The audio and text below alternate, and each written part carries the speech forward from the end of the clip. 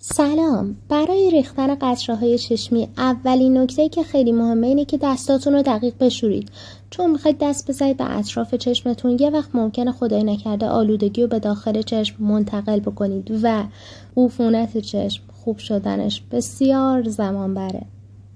دومین کاری که باید انجام بدید چک کردن تاریخ انقضای قطره است. مرحله سوم تکون دادن قطره برای 10 ثانیه برای اینکه دارو به طور یک نواخت توی اون پخش بشه.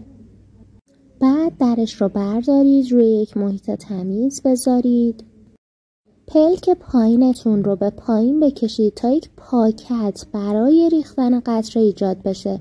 اگه قطره رو توی اون سفیدی چشمتون که همینجوری معلومه بریزید باعث سوزش میشه، اما اگه قطره رو توی ملتهمه، همین قسمتی از پلک که الان هویدا میشه، بریزید، بهترین جا برای جذب قطره و کمترین سوزش رو داره. سرتون رو بگیرید بالا، با چشمتون قشنگ به سقف نگاه کنید و قطره رو توی چشمتون بریزید.